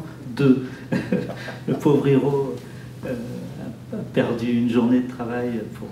Bon, après, la recherche pour moi est un truc fondamental, donc perdre du temps, c'est quelque chose d'essentiel, et donc je ne compte jamais le temps, et d'abord je ne mesure jamais les projets en termes de temps, en termes d'argent, c'est le bonheur du projet qui prévaut. Mais voilà. Et du coup, comment tu donc le dessin, c'est ça, oui, c'est ça. Comment tu t'organises, quoi, en fait, dans ta journée? Est-ce que tu fais des plages 8h midi, on déjeune, 14h, 16h? Non, parce que le dessin, 18h, 19h sport. Le dessin, je peux pas le faire avec mes assistants, je peux pas le faire à l'atelier. C'est vraiment quelque chose d'un ordre beaucoup plus intime, en fait. Donc c'est le soir, c'est en rentrant, et c'est la chance, effectivement, après ces nombreux échecs de la journée, où le long développement d'un projet qui durera des années, c'est d'arriver le soir, de prendre un bout de papier qui traîne, un crayon qui traîne, et de passer quelques heures, et là, à la fin de ces quelques heures, de se dire « Ah oui, c'est quand même pas mal », et ces heures se sont passées, et hop, tu fous ça dans un carton à dessin que tu n'ouvriras plus jamais, sauf quand Jean-Pierre Blanc te demande de faire une exposition, tu te dis « Alors qu'est-ce que ça vaut, ce truc ?» et donc voilà. Et moi, le dessin est quelque chose qui m'a beaucoup... En fait, quand j'ai Je sais pas, moi je sais pas faire grand chose en fait. Je sais pas... Le dessin concrètement, ça date de quelle année? Tes premiers dessins chez Créo Ah mais ça c'est récent, c'est qu'à bout d'un moment, puis avant on est comme dans un pays où quand tu dessines, quand oui, tu tout à fait, ça, absolument. Ça, tu fais bien de... tu photographies, c'est complètement idiot. Oui. Ça me paraît complètement fou, et surtout que ça n'a... Enfin, je ne oui, compare pas du tout, mais... Tu es finalement le seul artiste français contemporain à avoir cette dualité dans ta vie de designer et de dessinateur. C'est pour ça que je ne sais pas quel est le terme à utiliser, mais en tout cas, effectivement, si on prend le milieu artistique, ça ne s'intéresse pas du tout à ce que je fais, ou maintenant un petit peu, parce que ça commence à... Ça change, je pense, mais on est vraiment dans des périmètres très serrés, les revues qui s'adressent... Enfin, c'est des mondes qui sont des mondes. Parce que il y a le monde de l'art, il y a le monde du design, tu as le monde de je sais pas quoi, et ces mondes ne se rencontrent pas. Alors que pour moi, ça n'a aucun sens. Il y a des choses très belles, des choses très inintéressantes, des choses profondes, des choses qui ne le sont pas, que tu rencontres dans la littérature, dans le cinéma, dans la pâtisserie et dans la danse, quoi. Et pour moi, ce qui m'importe, c'est la grâce, et cette grâce, tu la trouves effectivement dans une chanson, dans une poterie du XVIIe, comme dans une tasse chinoise qui n'a aucune valeur et qui n'a probablement pas de designer derrière. La question de tomber sous le charme, ou d'être sous la grâce, d'être surpris, c'est ça qui m'importe. Donc voilà, les dessins, je les faisais seul, et j'étais aussi très content de ça, parce que je n'avais pas du tout à me poser la question de savoir ce que ça... Parce que c'est pas du tout la même chose non plus quand on dessine et qu'on en fait beaucoup, et que d'un seul coup, tes dessins prennent de la valeur, c'est pas la même chose. Et donc il y avait une grande légèreté là-dedans. Maintenant c'est différent, c'est vrai que cette question m'intéresse, et j'aime bien aussi repartir un peu à zéro. C'est-à-dire quand on fait une exposition ici, c'est un peu comme la première faite à la Villa sur le design, c'est que ça met le doigt sur un nouveau sujet. Comme je suis un peu, c'est pas tellement que je sois novice, mais que personne connaît véritablement ce travail, moi-même je le connaissais pas trop. Tu vois, c'est un peu repartir à zéro, et à 50 ans je trouve ça plutôt bien aussi de me dire qu'il y a encore toute une plage et tout un monde à découvrir. C'est pas tellement que j'en ai fini avec le précédent, mais ça veut dire que tu pourrais aussi imaginer à un moment donné faire un choix? Parce que je m'organise différemment aujourd'hui. Maintenant j'ai un atelier dédié à ça, c'est-à-dire que le matin je vais dessiner, et l'après-midi je pense à des objets. J'y pense aussi le matin en dessinant, mais l'après-midi je me retrouve avec mes 15 assistants qui m'attendent morts de faim et qui attendent que je sois formidable. Sauf que j'avais pas compris que ça me demanderait 2 fois plus de ça. Je suis à la fois, comme j'ai toujours une croissance dans les projets, que j'ai besoin d'en faire énormément, parce que ça me rassure, mais qu'en même temps j'ai énormément de dessins en cours, ma vie devient un peu compliquée. Vraiment, j'avais pas compris qu'il fallait quand même faire... Tu parlais de ton bureau aussi qui était compliqué, mais par contre dans ton espace de vie, moi j'aimerais bien vivre dans rien, mais j'y arrive pas. Ça c'est. C'est déjà un élément de réponse. Non mais là j'ai changé de lieu, effectivement. J'ai la chance d'avoir un truc plutôt grand. Je m'étais dit que ça allait tenir, le fait de ne rien avoir. Mais tu m'as déjà livré un canapé que je n'avais pas besoin. J'ai déjà ramené des choses, des puces. Ouais. Bon, mais je fais attention. Tu sais de dealer avec Giorgio. Je ne suis pas du tout collectionneur, par contre. C'est pas tellement. Tu te sens pas comme un collectionneur? Pas du tout. Mais tu aimes chiner? J'aime bien voir, j'aime pas forcément acheter. J'aime pas trop acheter. Là, j'ai dû acheter des lampes parce que j'en avais pas, et que l'éclairage de cet appartement était intégrant au plafond. D'ailleurs, horrible. Quelle lampe tu as acheté? Alors là, c'est pas la question piège. Alors, il y en a plusieurs. J'ai récupéré une lampe d'Inga Sampé, qui est une lampe formidable, qui est une lampe en verre, qui fait une des lumières les plus belles qui soient dans les lampes contemporaines. Inga Sampé qui a été ton assistante ou pas? Non, je dis une bêtise, Jean-Pierre. J'ai le droit de dire des bêtises. Hein. Hein? Non. C'est une relation plus proche. Pardon? C'est plus proche. C'est plus proche. Merci, Marie-Claude. L'autre lampe. L'autre lampe.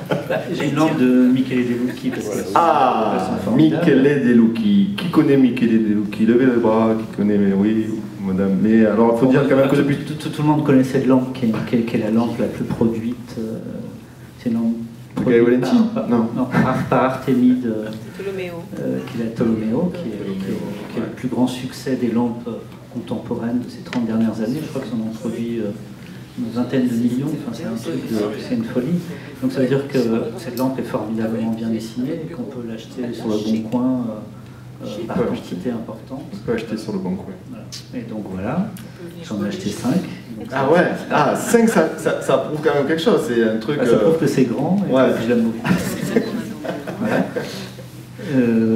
Et j'ai acheté 2 lampes d'Enzo Mari, mais un peu, ouais, parce qu'il y a une qui fait partie de tes préférés, chouchous. J'aime beaucoup le travail d'Enzo Mari, pas tout, mais c'est un des travaux les plus importants pour moi. Et donc il y a 2 lampes d'Enzo Mari et quoi d'autre. Et j'ai plein de maquettes de lampes ratées. Ah oui.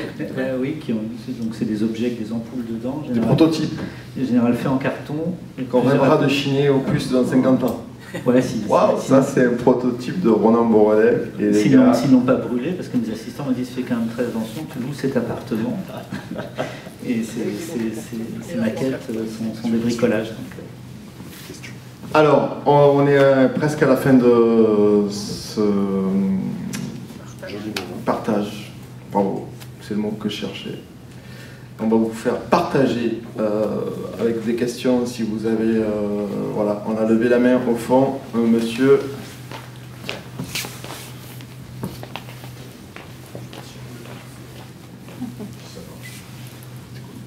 Ah, oui.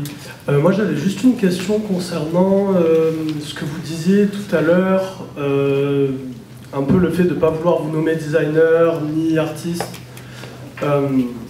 Du coup, voilà. Pourquoi est-ce que, enfin, selon vous, est-ce que le design, il n'a pas un peu cette réputation, cette affiliation péjorative du fait qu'il soit un peu rapporté à une pratique artistique?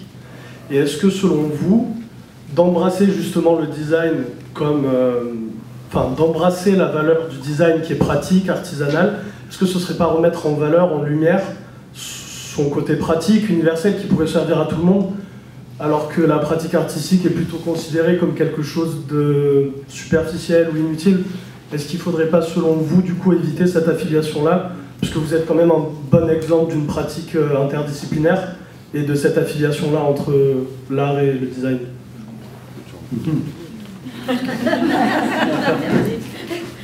Non, enfin, alors, je prends les choses parce qu'il y a plusieurs questions dans la même question, je crois. Ah oui, au moins. La première, c'est une question de terminologie. C'est vrai que je trouve que designer aujourd'hui, c'est vraiment une soupe dans laquelle je peux reconnaître des affinités et d'autres manières de pratiquer ces disciplines qui ne me convient pas. Et comme je le disais tout à l'heure, c'est vrai que le terme design a été utilisé aujourd'hui d'une manière technique comme un adjectif. Vous êtes bien d'accord qu'on parle d'une chaise design et d'une brosse à dents design, alors que toutes les chaises sont design parce qu'elles n'ont pas poussé d'elles-mêmes ou n'étaient pas préexistantes à l'arrivée de l'humanité. Pour moi, dès que quelqu'un s'est mis à construire, à penser un objet, il est design. Une hache préhistorique est design, si on veut, pour moi. Je pense pratiquer une discipline qui est millénaire et qui a toujours existé. Mais ce qui est mis derrière le terme design aujourd'hui, c'est pas véritablement ça. Donc, je pense qu'il y a une question de mots, et d'ailleurs j'aimerais bien que ce ne soit pas un terme anglais qui soit utilisé pour ça. Voilà. Après, comme vous le dites, il y a différentes manières des designers. Il y a des designers qui de manière très sérieuse et pour qui j'ai une admiration folle, se concentrent sur des sujets très techniques et essaient de résoudre de manière très pratique des problématiques je sais pas, agricoles, qui dessinent des tracteurs, qui dessinent des auges, qui dessinent des manières de mettre un fil sur le contour, sur le périmètre d'un champ. Il y a des gens qui sont intégrés dans des entreprises dont le nom n'apparaît jamais, qui s'interrogent sur des questions de réseau. Cette discipline est une discipline très large, à l'image de notre monde qui est complexe. Voilà. D'autres designers sont plutôt, c'est un peu la manière dont je le pratique, sont proches de la question d'auteur pour certains sujets, et ça c'est pas nouveau non plus.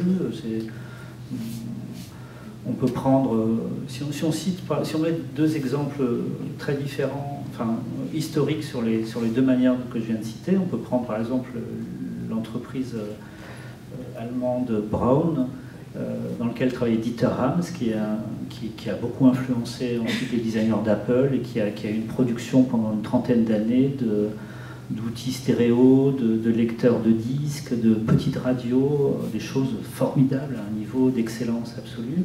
Et donc c'est un type qui s'est concentré sur ce sujet et qui a voulu répondre de manière intelligente et ça touche une grâce extraordinaire sur des objets liés au son.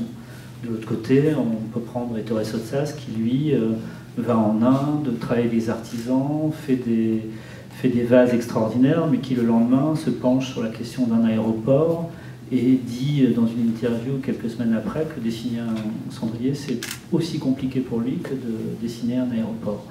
Donc voilà, moi, ce qui me gêne dans cette société française en général, c'est la manière dont les choses sont cataloguées, périmétrées. Je crois que le design cette question de créer des objets se pratique d'une manière assez vaste. Et on peut avoir le droit de faire des pièces uniques et en même temps d'imaginer de faire des choses qui soient des inventions médicales pour le plus grand nombre. Pour différentes raisons, j'ai passé une semaine à l'hôpital la semaine dernière, pas pour moi. Quand je vois, on parle par exemple de l'usage des plastiques, de la problématique des plastiques, mais des hôpitaux sans les plastiques, qu'est-ce que ce serait? C'est fou, la manière dont on peut régler, dont on peut sauver des vies par l'intermédiaire de petites interfaces qui sont extraordinaires. Donc il y a... Voilà, je ne sais pas si je réponds à la question, j'ai essayé de le faire. Voilà. Alors, d'autres questions? Ah, il n'y a pas vu. Bonjour. Alors, en fait, je voulais savoir du coup, quel parcours vous avez fait en formation. Et petite question bonus, est-ce que vous avez un conseil pour les jeunes créateurs et créatrices? D'accord. Donc, alors je l'ai dit, mes parents m'ont inscrit à l'école des Beaux-Arts enfant quand j'avais 7 ans, un truc comme ça. J'y allais tous les mercredis avec mon petit carton, j'adorais ça. Je suis rentré au lycée, dans un lycée d'art appliqué, je crois que ça s'appelle STD2A aujourd'hui, ça s'appelait F12 à l'époque, mais pour moi c'était formidable.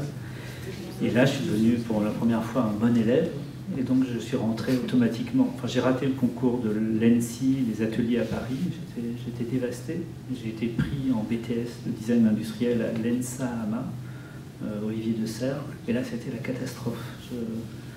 Les profs, j'étais très loin, enfin, j'adorais la question de l'objet, et je pense que c'était une école qui n'était pas une bonne école, et c'était la grande déprime, mais en même temps j'ai compris plus tard que ça m'avait énormément servi, c'est-à-dire que j'ai eu mon diplôme avec beaucoup de difficultés, c'était terrible, mais je me suis mis à faire des choses pour moi, j'ai fait un stage intéressant, parce que moi j'ai jamais travaillé pour personne, donc dans ma formation j'ai pas du tout l'expérience d'avoir travaillé quelque part, j'ai vraiment fait les choses seul.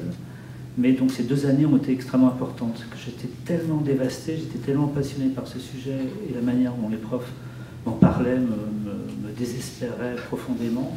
Et donc j'ai eu à trouver une formation parallèle qui était la mienne. Après j'ai eu des... c'est important, c'est-à-dire que j'ai eu au lycée des profs extraordinaires, j'ai eu dans cette école des profs très mauvais. Je suis ensuite allé aux Arts Déco, sauf que ma carrière avait déjà débuté, donc j'y allais pas souvent, mais les profs étaient quand même très bons, et ça m'a quand même aiguillé. Voilà. Et donc j'ai toujours fait en parallèle de l'école, j'ai eu la chance d'exposer très jeune, vers 18 ans, d'avoir un petit succès, d'avoir des petits trucs. Voilà. Donc je ne sais pas je pense que le conseil que j'ai à donner, c'est de travailler énormément, parce que c'est vraiment une question de travail, quoi. Aujourd'hui encore, je travaille énormément, rien n'est acquis. Et d'essayer de voir les choses sous différents aspects, essayer de faire les choses aussi, faire, quoi. Moi, je n'étais pas un étudiant romantique, j'étais un étudiant qui faisait, c'est-à-dire qu'il faut faire des trucs, quoi. Il faut se planter, et ça, c'est pas du tout grave, mais il faut y aller, il faut faire. Voilà. Bonjour, moi j'avais une question sur les nouvelles technologies et savoir ce que vous pensiez, par exemple, de l'intelligence artificielle, de ChatGPT, qui peuvent avoir un impact assez fort sur les processus de création et de la couleur.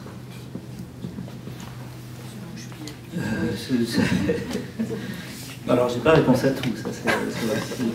J'ai en général pas de réponse à grand chose sur ce sujet-là. Pas du tout. J'ai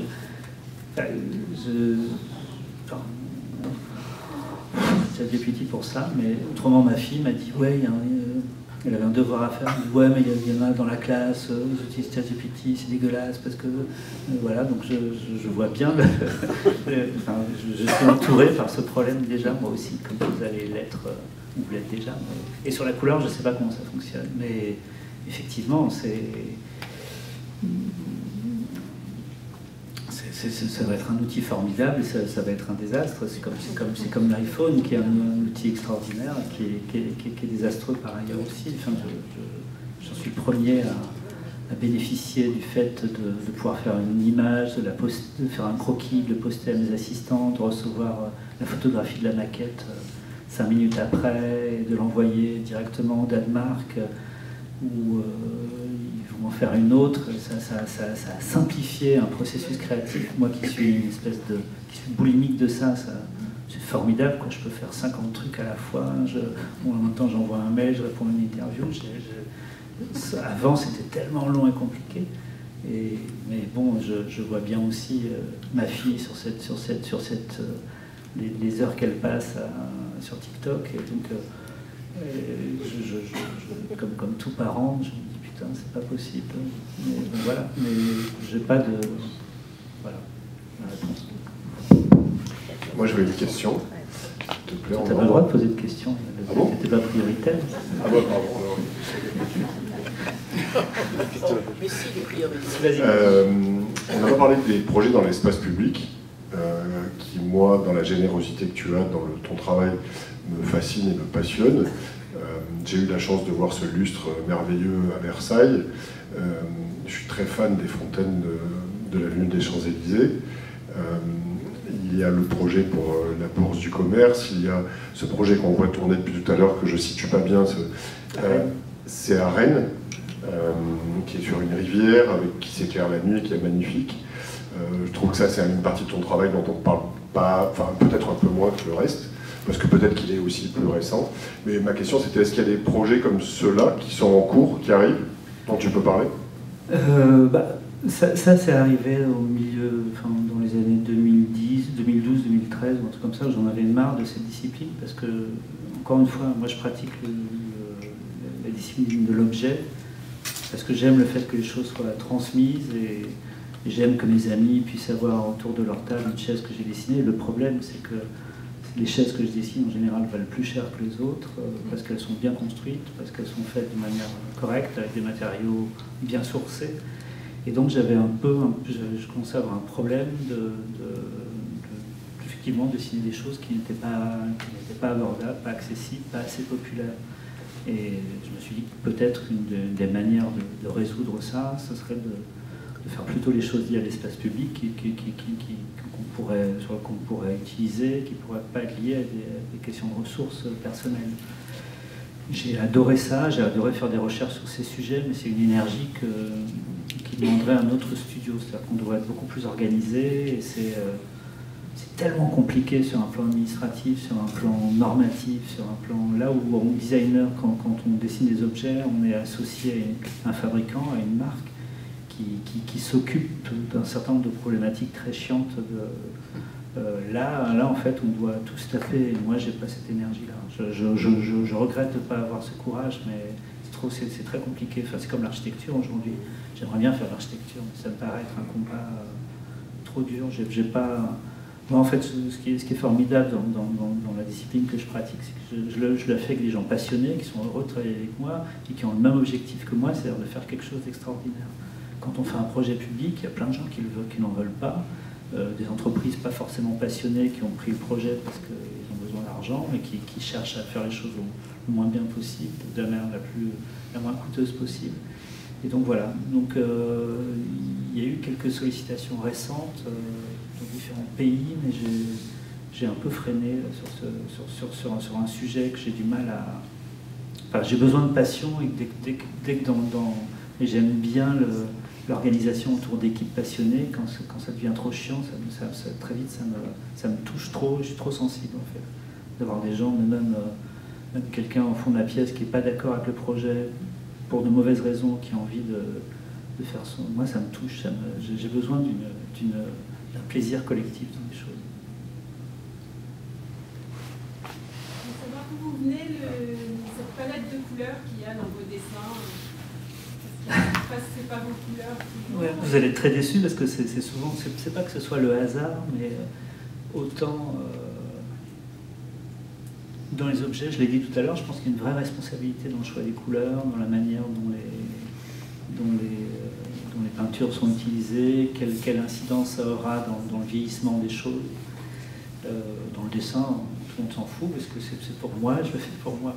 Et comme je suis très feignant sur un certain nombre d'aspects, c'est aussi pour ça que je dessine avec des feutres, c'est-à-dire que j'ai pas besoin de préparer ma couleur, j'ai pas besoin j'en fous pas partout avec de l'huile, j'ai pas besoin de nettoyer mes pinceaux, donc le feutre, et c'est aussi ce plaisir enfant que j'avais, le feutre, la couleur est déjà là, il n'y a pas, enfin, donc c'est le pur plaisir il n'y a pas de préliminaire si vous voulez, c'est vraiment une forme très directe.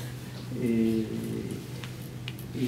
de là, comme il n'y a pas d'enjeu autre que mes propres enjeux personnels, ça me plaît assez de me coltiner des couleurs terribles, mais d'en faire quelque chose d'intéressant. C'est-à-dire que je le disais tout à l'heure, pour moi, il n'y a pas de mauvaise couleur, c'est plutôt l'usage de la couleur, le contraste qui en est fait avec une autre, comment un violet qui par ailleurs n'est pas possible, associé à un tel vert un tout petit peu plus dense et plus sourd, d'un seul coup prend une toute autre valeur. Donc voilà, la couleur par le dessin est un peu une expérimentation très intuitive. C'est-à-dire, c'est pas du tout réfléchi. Je suis pas quelqu'un de très réfléchi. J'ai besoin de voir les choses et c'est en voyant ces choses que je les considère intéressantes, pas intéressantes, en général pas intéressantes. Mais donc cette palette est une palette qui est très liée aux fabricants de couleurs en fait. Et bon, après il y a des fabricants plus sophistiqués que d'autres, il y a des pays plus sophistiqués que d'autres pour ce qui est de la couleur, et au Japon où l'usage des feutres est très généralisé parce que c'est souvent des feutres pinceaux qui va très bien avec la calligraphie traditionnelle. Donc là, il y a des palettes et des variations extraordinaires, des verts, des roses. Et au manga, par exemple, des variations de roses qui sont très proches de la peau. Là où en France, quand on achète des feutres, il y a deux roses qui sont encore une fois, qui ne sont pas moches en soi, mais qui, associés à tel bleu plus à tel jaune, ça fait vraiment des trucs, une grande naïveté pas intéressante. Mais tu choisis tes feutres comme tu choisissais ton cartable de CD, peut-être. Non, pas tout à fait, parce que je les achète de manière boulimique, j'en ai des tonnes. Tu peux me répondre oui.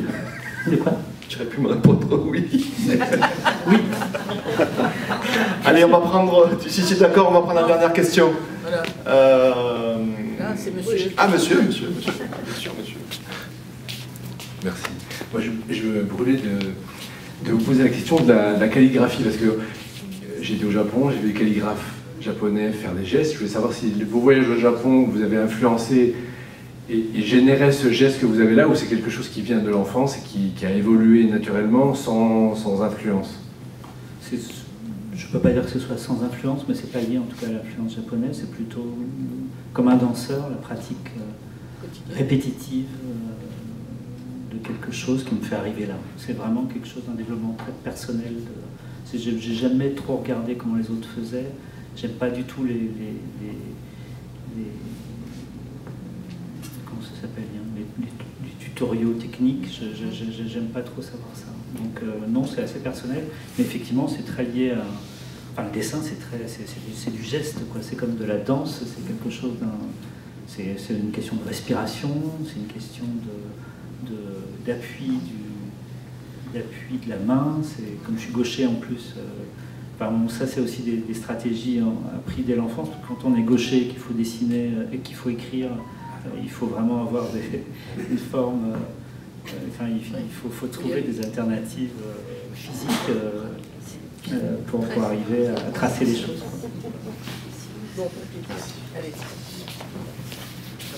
Bon, voilà, comme toutes les bonnes choses, elles ont une fin. Donc, merci beaucoup Ronan de ce partage. Merci Olivier, merci à vous d'avoir été là. Je voudrais rajouter 2-3 petites choses très rapidement.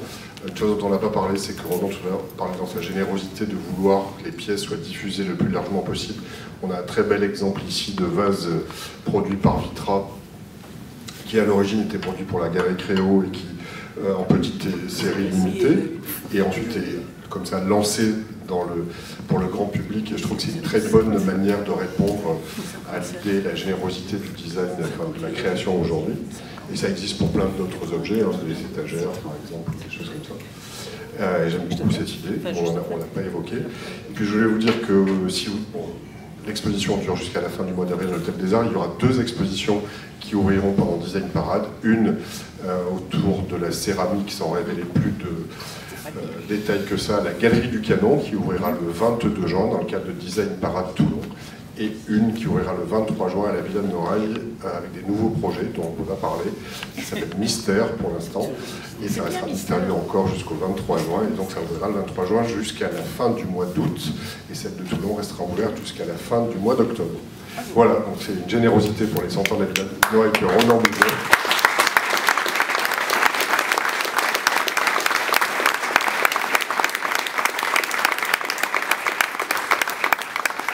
Et si tout va bien, il y aura un livre qui parlera de ces 3 projets à la fin des 3 expositions. Voilà, merci à tous et bonne Pâques et à bientôt.